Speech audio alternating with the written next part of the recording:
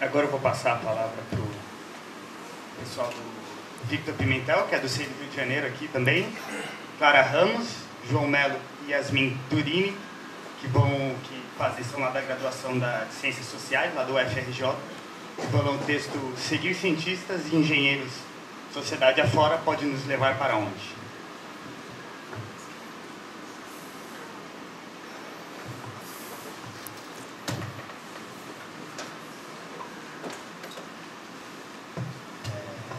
Oi. Boa tarde. A gente vai estar aqui expondo. A gente vai estar aqui expondo nossa pesquisa na área da sociologia da ciência. E a gente está usando como pilar bibliográfico dela o livro Cienciação, do Bruno Latour. Eu gostaria de começar trazendo qual o propósito do autor nesse livro. O Latour aqui está interessado justamente em buscar novas diretrizes para os estudos. Ele está interessado em buscar novas diretrizes para os estudos referentes à ciência, tecnologia e sociedade. E ele vai fazer isso através da teoria do ator-rede, que é uma teoria que ele próprio vai elaborar. A partir disso, ele propõe um estudo da ciência em ação, em que acompanharíamos os cientistas e os engenheiros em suas controvérsias durante a produção científica. A ciência aqui ele está tentando definir a ciência não como algo dado, algo definido. Ele está tentando mostrar a todo momento que a ciência tem suas controvérsias e elas vão se resolvendo e vai havendo um movimento dentro da ciência. E é por isso justamente que ele vai falar que a ciência está em ação. A nossa proposta diante disso é avaliar se é possível e, se possível, como fazer, através dos estudos do Latour na área da sociologia da ciência, pensar questões referentes à organização política, à militância e movimentos sociais no geral. Para isso, a gente vai aqui destrinchar alguns conceitos metodológicos do autor. Eu resumiria a metodologia do Latour justamente acompanhar esse passo a passo, esse dia a dia da construção da ciência, seguindo os engenheiros e os cientistas, através daquilo que o Latour define como a teoria do ator-rede.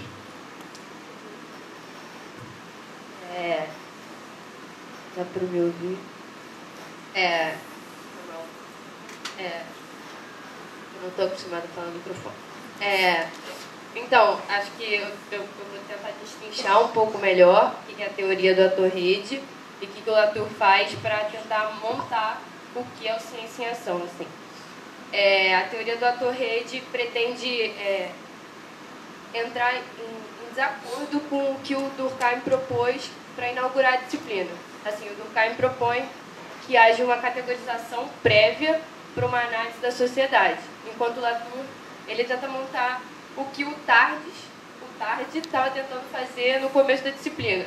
Ele pega as associações e ele vê as associações e mais tarde, depois de discutir as controvérsias, depois de que essas controvérsias, assim chegaríamos a uma categoria. Então, ele pretende olhar a sociedade, olhar as associações e, partindo das associações, categorizar a sociedade. E essas associações se relacionam como numa rede, assim, de atores humanos, atores não humanos, que o autor vê como que possuem uma agência igualitária, assim, entre os atores humanos e não humanos. E é exatamente isso que ele está tentando fazer no Ciência em Ação. Assim. No Ciência em Ação, ele está entrando pela porta dos fundos, das ciências exatas e abrindo um campo no qual as ciências humanas não estão acostumadas a analisar, assim. Então ele vai tentar destrinchar todas as relações que estão por dentro da ciência mesmo. Saber onde os engenheiros e onde os cientistas estão construindo as associações, onde eles estão construindo os fatos científicos, como surgiu a teoria da relatividade, como uma molécula definida. Tipo, que essas relações, elas não são da natureza, ou elas são uma verdade absoluta. que elas são o tempo todo o resultado, o fruto de uma associação que o tempo todo está sendo disputada. Porque no livro todo ele discorre sobre isso. O que se deve fazer com os mísseis, que mísseis a gente se deve investir, por que se deve investir em mísseis, por exemplo, na Guerra Fria. Porque pensar esse tipo de coisa está muito relacionada com as ciências humanas. Por que construir tal coisa? Por que construir tal tecnologia? Então, acho que é a partir dessas controvérsias, a partir dessas disputas, que a ciência também é formada. A partir dessas disputas e dessas associações que essas categorias são feitas. E é assim que se formam as caixas pretas, que são esses objetos completamente fechados que a gente assume ser de uma realidade, de uma verdade, da natureza, e que na verdade não são. Elas são construídas a partir de humanos que estão em associação o tempo todo. Então, partindo desse aspecto coletivo da construção de fatos, como a Clara falou, fica claro que o destino de uma afirmação sempre depende do comportamento de outras pessoas, né? Depende do que as outras pessoas vão fazer com aquela determinada alegação. Por isso que o Latour ele afirma que uma alegação está sempre em situação de risco. Então, assim, o construtor de fatos, ele vive sempre com um problema, que é: como é que eu vou me propagar no tempo e no espaço? Sim, considerando, como é que eu vou disseminar um determinado experimento, uma determinada ideia, alegação, sem que ele se distorça ou se descaracterize absolutamente, à medida que vai passando para outras pessoas. E o Latour fala que, para o construtor de fatos sair desse problema, ele tem que realizar duas ações. A primeira, ele tem que alistar outras pessoas para que elas participem do processo de construção dos fatos. E o segundo movimento é que ele tem que controlar o comportamento dessas pessoas para tornar previsíveis as suas ações. E aí é curioso porque, assim, nesse ponto a gente vê o que eu acho que é o grande trunfo do trabalho do Latour, que é exatamente o seguinte: ele vai para um campo que aparentemente não tem nada a ver com as ciências humanas, que é o campo exatamente das ciências exatas. Ele vai fazer um trabalho etnográfico em laboratório, ele vai acompanhar como é que os engenheiros e cientistas fazem a sua atividade cotidiana, e ele tira daí ferramentas assim, muito importantes para pensar questões que são tipicamente das ciências humanas, digamos assim. Questões relacionadas a poder, como por exemplo essa aqui de controlar a longa distância de determinados elementos. Então, assim, relacionado a esse primeiro movimento, de alistar outras pessoas, ele desenvolve um conceito muito importante que é o de translações. As translações são exatamente essas ações que visam traduzir interesses e oferecer novas interpretações desses interesses a fim de canalizar as pessoas para direções diferentes. Então, ele elenca uma série de translações diferentes. Então, por exemplo, tem a translação que o cientista ele adequa o seu objeto, ele adapta o seu objeto em relação ao interesse explícito de uma outra pessoa. Tem também outro tipo de translação que o cientista fala assim: não, eu não quero que esse objeto se adapte a outra pessoa, eu quero que a outra pessoa siga o meu caminho. Só que para ela seguir o meu caminho, o caminho dela tem que estar bloqueado. E além disso, além de bloqueado, eu tenho que oferecer um atalho para ela. E o atalho tem essa sagacidade que ele fala assim: ó, você vai continuar seguindo o seu objetivo, mas se você for pelo meu caminho, vai ser mais rápido. Então o atalho também tem que obedecer a determinadas condições, né? O caminho da pessoa tem que estar bloqueado, o desvio tem que estar bem sinalizado e o desvio também tem que parecer curto, não pode parecer também uma descaracterização absoluta. Bom, tem um outro tipo de translação que diz respeito ao remanejamento de interesses e objetivos, e nesse tem várias táticas, enfim, não tem como falar de todas. Mas assim, uma coisa que o Latour fala é que nesse processo de construir fatos, uma barreira muito difícil de ser ultrapassada é exatamente o interesse explícito das outras pessoas. Ele fala que para o cientista conseguir construir fatos, ele tem que, de certa forma, abolir os interesses dessas outras pessoas. Abolir esses interesses explícitos. Como? Deslocando objetivos, por exemplo, fornecendo um determinado problema para um grupo que criou uma solução que aparentemente não tem utilidade, inventando novos grupos, inventando novos objetivos para esses grupos, tornando invisível o desvio, né, fazendo com que o grupo que ele quer alistar ache que está andando numa linha reta, quando na verdade está desviando um pouco, mostrar esse desvio como se fosse uma derivação progressiva. E tem também a tática de vencer as provas de atribuição, que esse é um pouco mais complexo, porque assim, o cara quer chegar aqui, né? Se ele faz um desvio, fica complicado depois saber para quem vai o mérito de um determinado fato, né? Porque outros elementos entram aqui e fica difícil saber se foi esse cara aqui, se foi o grupo que entrou aqui, enfim. O Latour fala que para o cientista construir esses fatos, ele tem que vencer essas provas de atribuição também. E quando quando o cientista ele consegue seguir, de certa forma, essas translações, ele chega num ponto que é o ponto que ele fica mais tranquilo, assim, que é quando ele se torna indispensável. Quando uma alegação, uma afirmação dele se torna um ponto de passagem obrigatório, ou seja, todo mundo vai falar sobre aquele assunto, tem que passar por ele, tem que referenciar, né? Vira uma tradução assim, digamos, hegemônica. Mas esse é o primeiro ponto. A segunda parte diz respeito a como controlar o comportamento dessas outras pessoas que foram listadas. Bom, em relação a esse ponto que é como manter na linha os grupos interessados, o Latour ele desenvolve, ele elenca 3 táticas, né? Primeiro ele fala que, assim, para o cientista construir fatos, construir as caixas pretas, ele precisa reunir elementos profundamente heterogêneos. Porque, reunindo esses elementos, ele consegue que aquela alegação, aquela ideia, aquele experimento, ele se torne mais resistente às tentativas de desagregação. Então, ele fala assim, quando a gente está vendo esse processo de construção das caixas pretas, a gente tem que se ligar nos detalhes.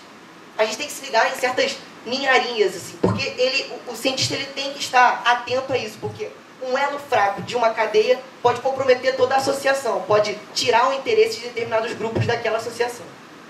A segunda tática é exatamente essa questão que eu já falei, de se associar a novos e inesperados aliados. E é interessante porque o Latour ele fala que os cientistas e os engenheiros são os atores sociais que são suficientemente sutis para incluir no mesmo repertório de manobras recursos humanos e não humanos.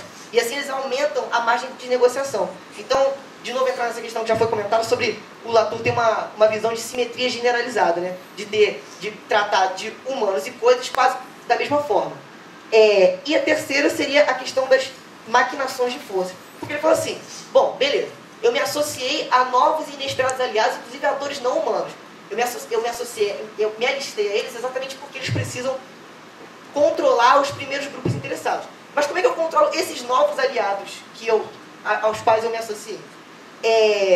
Bom, ele fala que o meio mais simples de fazer isso é exatamente atando um aliado ao outro, reunindo as forças heterogêneas umas às outras. E ele fala que a melhor forma de fazer isso é construindo uma máquina, né? A máquina é exatamente isso. A máquina ele é uma espécie de estratagema que reúne elementos profundamente heterogêneos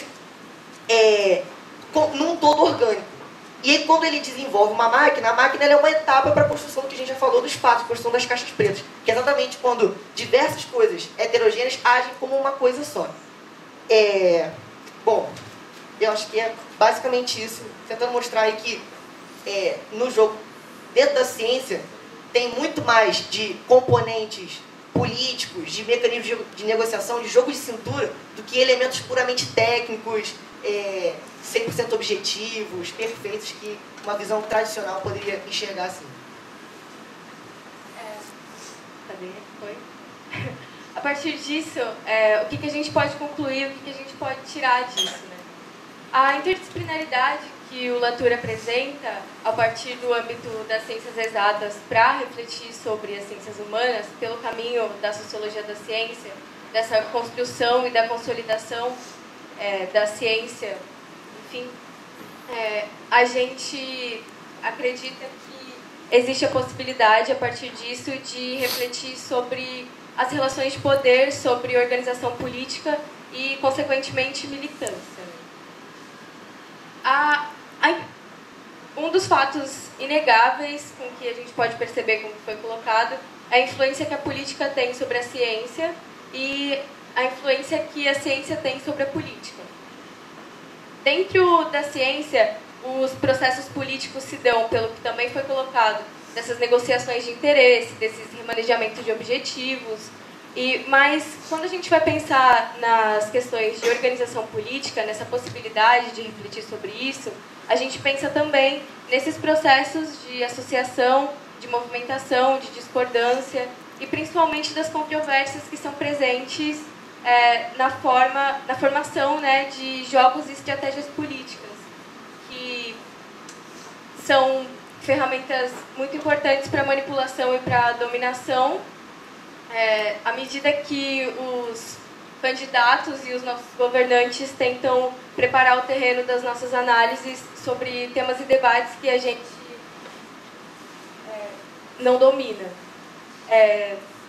através disso, eles também procuram formas de conduzir o comportamento das pessoas de acordo com seus próprios interesses, né? Voltando ao que a Clara pontuou sobre o Latour e sobre as associações, o Latour, dentro dessa obra que ele está trabalhando, dentro da ciência em ação, ele está seguindo determinados atores, né? Esses atores são os cientistas e os engenheiros em trabalho, que estão todo o tempo experimentando novas associações para chegar, de atores humanos e não humanos, para chegar finalmente nessa construção de um fato científico, dessa caixa preta que a gente tentou expor aqui. Que acarreta nessa, sei lá, no espaço de trabalho, nos aliados e principalmente nas controvérsias, né? Tentar buscar fora de um estado estável e determinista do que é a natureza e do que é a sociedade, para tentar buscar isso dentro da ciência, né? Através de pesquisas, comprovações, enfim.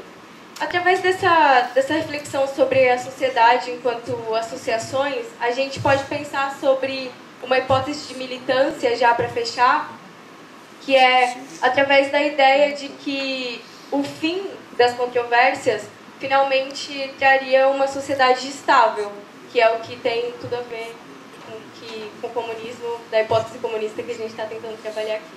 Bom, gente, é isso.